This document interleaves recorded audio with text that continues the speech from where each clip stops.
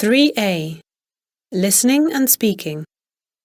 So basically, Michael, healthy body, healthy mind. If you have good sleep, diet and exercise habits, your memory will work well too. Exactly.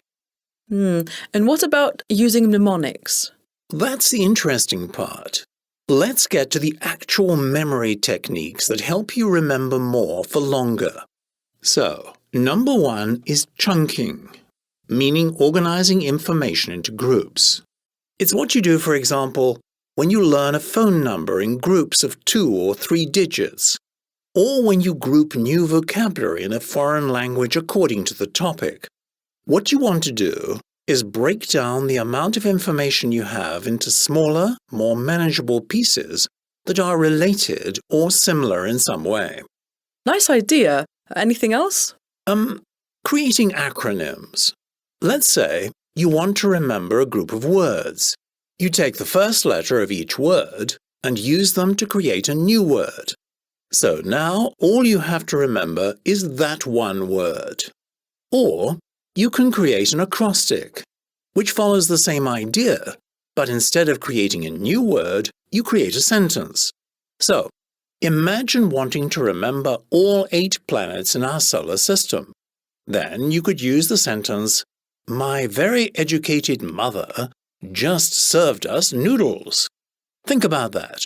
If you look at all the first letters in the sentence, they correspond to the first letters of the planets: Mercury, Venus, Earth, Mars, Jupiter, Saturn, Uranus, Neptune. My very educated mother just served us noodles. Another related mnemonic is rhyming.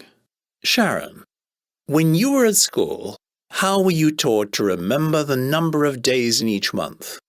With a rhyme. 30 days has September, April, June and November. All the rest have 31, except February, it's a different one. It has 28 days clear and 29 each leap year. I was taught the same one.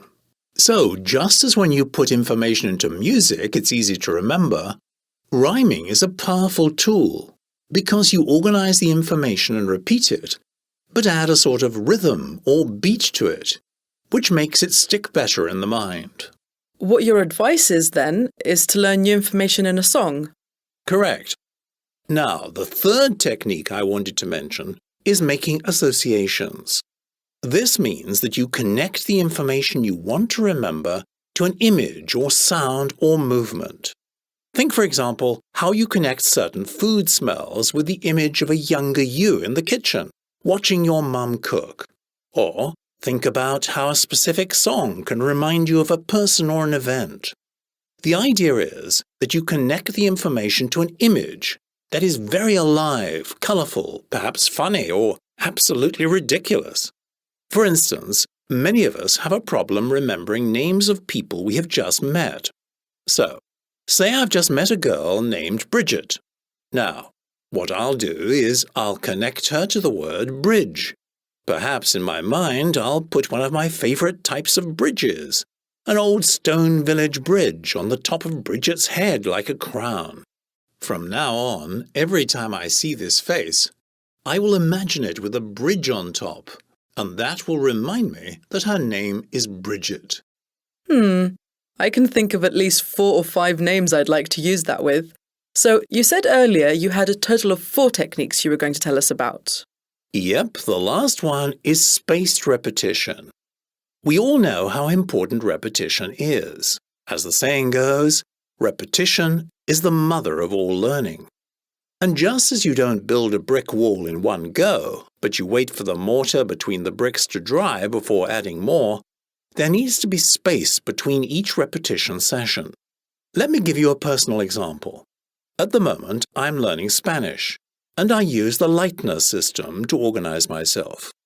Basically, what I do is keep 5 boxes with flashcards in them. On each flashcard, I've written information I need to do a revision of, and each box therein is labeled with a different time period. So, for example, once a day, once a week, once a month. Every time I revise a card from the once a day box, and I can remember it well, I place it into the next box, the once-a-week box.